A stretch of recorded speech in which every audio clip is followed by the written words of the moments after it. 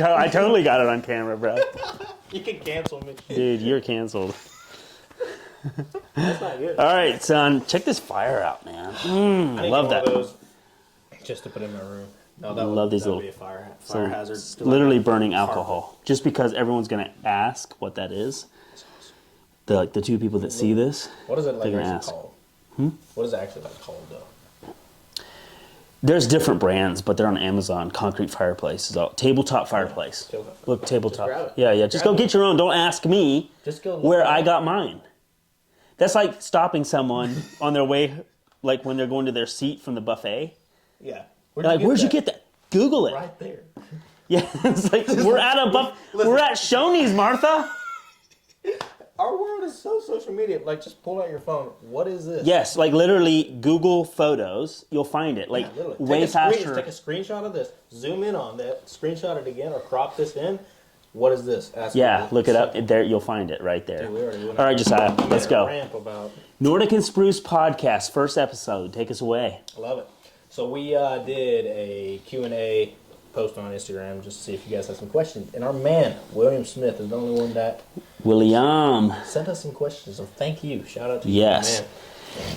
Thank you, William. And also thank you all of anyone who's watching this. You're probably on YouTube where it's a little hard to get people over to our YouTube. We want to have more from Instagram, right? Yeah. We got a ton of new followers on Instagram. Like we went from 12,000, I think, 15,000 followers this year. Like 2 months ago, we were like at 15, and now we're like 34,000. Yeah.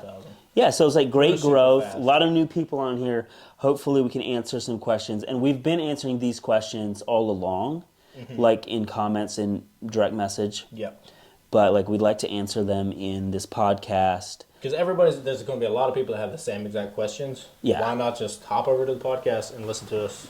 You know, send us in your questions, DM us, and now not 10 people have to send us the question. You can just and we're in a tiny home. Yeah. So like what better place to have a podcast about tiny homes than in a tiny home? This is the Weekender model. So like if you're wondering what model, it has a couple add-ons. Like this cabinet is an add-on. It doesn't normally come with this. There's like this bench is an add-on. The bed is an add-on. But everything else is typical Weekender model and then we have a studio model and an overnighter model. So basically 3 models, and then we also build custom iterations of those models then. Just bigger or smaller. Yeah, so like you're like, I love the Weekender, but it's too small. I want a 30-footer or a 36-footer. Or, I love the studio, right? But I want it bigger or smaller. I love the overnighter is kind of probably the only one that we wouldn't do custom iterations of because it's kind of between the two. Yeah. And then you do keep this model in stock, the Weekender. Yeah. We try to stock the Weekender. We will sell out sometimes, but we often will have one ready to ship. Yeah. Just right away. Mm-hmm. Or within, like you could get it in a couple weeks or a month or so. Sure. Not as much more of a demand, but not necessarily more wait list. Yeah, you can get it. Yeah. Well, we'll talk about, availability. We'll talk about how to actually order one. Maybe in a different podcast, but let's get to our boy William's questions here. So he sent us a good handful of questions. The first one, do you all have a service for delivery? Okay, yes. But before I talk about the companies that we use, we don't deliver ourselves. But we have great companies that we work with, and Jeff at Sales tries to make sure everything goes seamless. We coordinate between the companies. We make sure it works for you. All right, but before I go into that, I just want to say that shipping is a big question that we get, and I feel like people are worried about it, but it is really not a big deal. Yeah.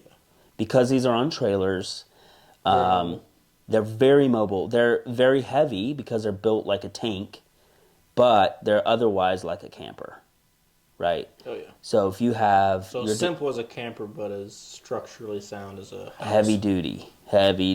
Yeah, exactly. So they're around 10,000 pounds. The Weekender model is. Yeah.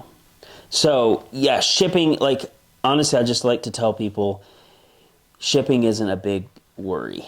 Don't be worried about it. It's not really a big deal. Even if you hire someone to do it and you end up not picking it up yourself, it's pretty simple. Of course, if you have a difficult driveway or approach to the spot where you're going to park it, that can be another conversation. Then sometimes that can be a little bit tricky. But as far as just going from like state to state, it's not that shouldn't be. Getting it to your property is not. As long as it's drivable, it's not really a big concern. It shouldn't be the first thing you should be asking yourself. Will it work for me? Yeah. There's a lot of other questions you should be asking first. When you're trying to figure out if tiny home is right for you. Sure. But all that to say, yes, we have companies that we work with. They charge around $3 per mile. So if you lived in let's say you lived 1,000 miles away from Cookeville, Tennessee, it'd be $3,000. Yeah. And they just charge one way, right? So $3 per mile. Is kind of a general price. It might be a little more or less, but especially the farther away it is, basically the farther, the cheaper. Like if it's in North Carolina, it might be a little more like $4 per mile, right? Because that could be in literally one day. Yeah. From us, so. Yeah, a little less efficient. So. Yeah, and then kind of with that, what he's saying, that being somewhat the least of your worries, it kind of goes with. So that he has kind of like three questions that all kind of run together about utilities, like how big are your water tanks, and what's the best ways of disposing of sewage from the tiny homes. He said all that? Yeah. Or are you like adding stuff? I kind of reiterated it. Nice. To put it all together. And that so you're talking about septic.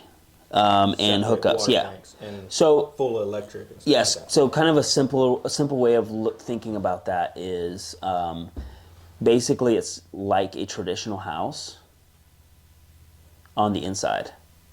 So we get them inspected every stage of the build. So the plumbing, electrical, everything's like your house would be, but then it connects like an RV. So on the outside the connections, but it's straight connection. There's not holding tanks.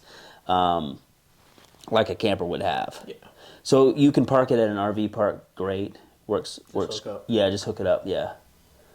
So it's not like you can be on a road trip and there's no gas station for 20 miles and you gotta do the deed. You can't just stop and do it.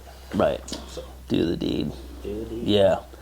Exactly. So you can park these in RV parks, but they'll connect like an RV would, but no holding tanks. So with that though, do you need to, like you're going to need the connections and like cords and hoses, stuff like that. Yes, so. You'll need, and Jeff can get all that. If anyone has questions about what they need, to connect to an RV park versus connect, like if you want to set it up on your land though, that's a whole nother thing then. So just to make that, obviously oversimplify that as well, would be I would just get a contractor to set up my land as I would need it for an RV.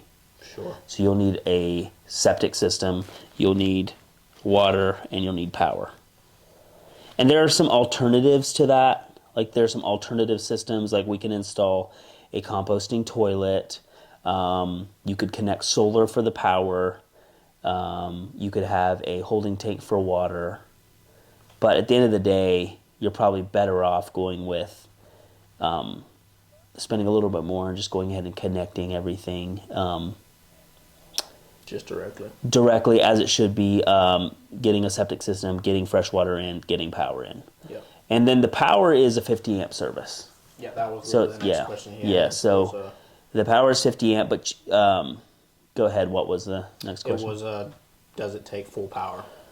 Like, do you need full power to run it? Right, and I think what he's asking is, can you use it with less power? Like, could you connect a battery bank with a solar panel?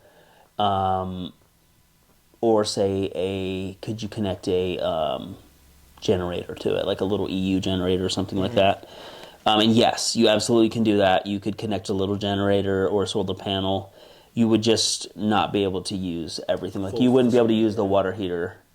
You wouldn't be able to use the cooktop, right? And if you've added a mini split, you wouldn't be able to use the mini split. Yeah. But you would be able to use the lights, charge your phone, maybe a small fan, right, like that.